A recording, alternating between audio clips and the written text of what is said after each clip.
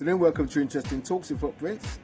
I hope that you're in a good place this day and that your glass is half full rather than half empty. Today's talk is on overthinking and you. How much do you do it and when do you do it? And if so, stay till the end and you'll learn to overcome it or at least tame it. My name's Yinka Bakari and I'm a qualified therapist and I've been so for 14 years. Where does the time go? So what is overthinking? When you worry and focus on the same subject over and over, you're overthinking. Overanalyzing can paralyze a person, making it difficult for them to act or make decisions. When making a significant decision, like picking a college, changing careers, purchasing a vehicle, or getting married, or even divorced, most individuals give it a lot of thought. This is really logical. A significant financial outlay or shift in one's career should be considered. However, there are many instances where we may struggle and start replaying particular ideas in our head and worry and focus on the same subject over and over again. Again, this is where you're overthinking. Overanalyzing can paralyze you severely and stop you from acting and making decisions. You're currently thinking about the same concerns and anxieties or fears, considering the worst case scenarios, recreating negative incidents from the past on a regular basis, or concentrating on long time or unfavorable ideas from the past or the future. It's just not going to be helpful. Having trouble focusing on anything else because you're thinking about the same thing for so much of the time. A person who is emotionally intelligent, however, constantly notices how his or her actions or words impact others. An ability which is frequently referred to as social awareness. We can all do this.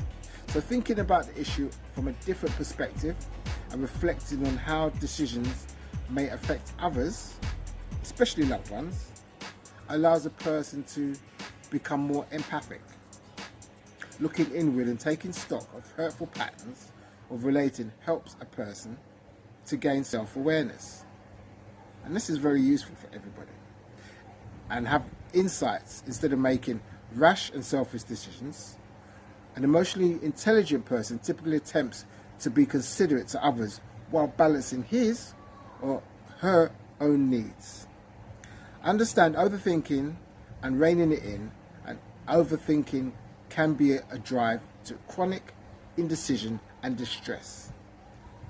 You can have intense competing emotions that take place within you, and that can also often contribute to you overthinking. Overthinking may be healthy if it leads to constructive decisions for yourself, so it's not all bad at all. There are three things to know about overthinking. First one, it isn't always negative, as I've just said. Authentic self-analysis is often an emotionally intelligent tendency thing to do.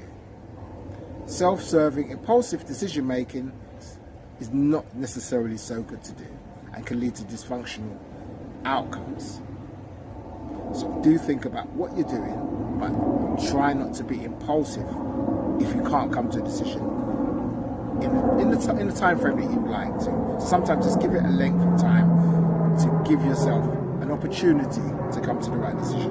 So it's a balance between overthinking and coming to the right decision for you. So sometimes write these sort of things down on paper and compare and contrast what you think the best outcome will be for you. So according to looking for help from outside sources, sometimes you could go to a friend who's emphatic, somebody who listens, who's got a bit of a balanced opinion on life. We've all got friends like that we can turn to and ask them what do they think about the decisions that you're confronted with, and what do they think will be the best way for you to take action. Basically a good listener.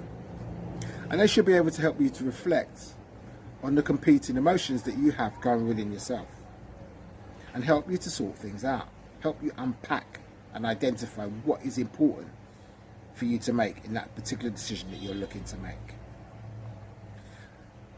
Ways that can help you also, if you've not got somebody that you can rely on that can help you to do these sort of things, you can keep yourself a journal, and that will help you to see patterns of behavior that you've got and triggers that you also have, and you'll be able to stop yourself as you start to hit these triggers and start to change the way you're thinking. So you stop overthinking, you stop over worrying, you don't over catastrophize things. You don't necessarily look at what happened in the past and think that that's exactly what's going to happen in the future. And if you think that's the case, then do something different than what you did in the past. Then you'd most likely get a different outcome. As Einstein says, keep doing the same thing again and again.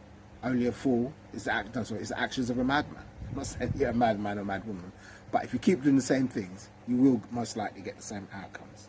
So keeping a journal and identifying what you did and what you didn't do, you'll see patterns. And out of those patterns, you can pick sense out of nonsense, as they say. So if people say to you that you overthink a lot, friends of yours, that you procrastinate a lot, you know what? They're probably right. So ask them to prod you, give you a sort of like, a heads up when they notice that you're going through that scenario again, so that you can also realize a pattern of behavior and you're not relying on yourself.